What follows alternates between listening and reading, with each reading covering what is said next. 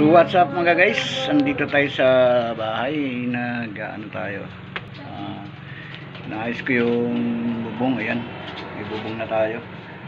Saan yung ginawa kong bubong? Pabili po. Kasi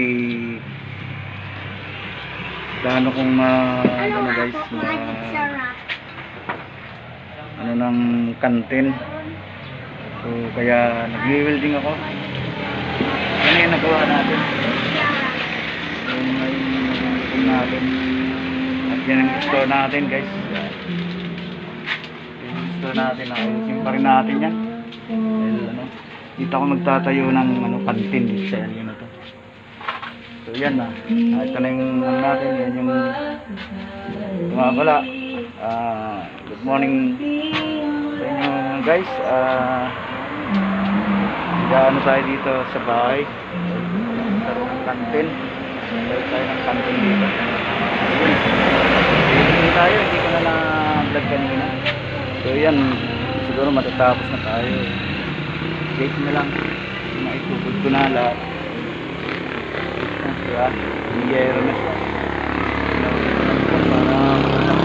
So yun guys. Ako kasi nga pala, salamat at nagkaroon tayo ng nagkakataon na binigyan tayo ng ating Panginoon. Nagkaroon tayo ng panibagong vlog sa araw na ito. Panibagong araw, panibagong vlog guys. Ayaw kasi na-stress ako kaya trabaho ako ng trabaho. So yun guys, mamaya siguro bukas ko pa matatapos to. Mag-ano ako.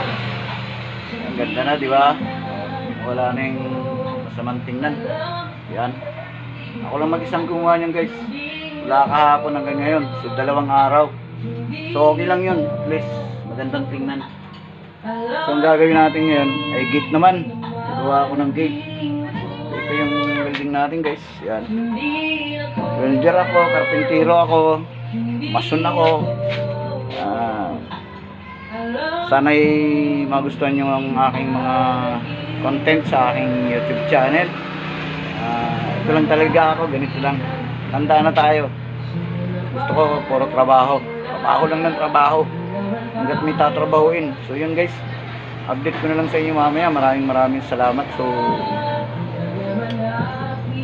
marami tayong kaalaman na trabaho, kaya hindi tayo, kahit saan man tayo, pwede tayong ipasok. Welder, karpentero, mason, tile sitter, stainless. So, sinong update na lang po kayo sa akin. Sana'y pati bahay po, gumagawa rin po tayo, nag-ano po tayo ng mga basal o finishing touch. Lahat po ng finishing touch po guys. So mga ka-granite, maraming salamat sa inyo. Sana'y magustuhan nyo itong aking sinishare. So hindi na ako nakapag-vlog kanina kasi wala akong cameraman, hindi sarili ko. Tapos hindi ako nakabili ng stand guys. So pasensya na. So maraming salamat talaga guys. Gusto kong makatulong sa ating mga kababayan. Kaya ako nagsisikap sa YouTube channel ko. So maraming salamat. Sana ibigay na ng ating Panginoon. At kung talagang sabi nga nila, pag may tiyaga ka, talagang darating yung panahon na yun. So ngayon pa lang nagpapasalamat na ako sa ating Panginoon. At kahit na matanda na ako, nakapag-isip pa rin ako ng talagang yung makatulong sa kapwa ko. So maraming salamat guys. Thank you.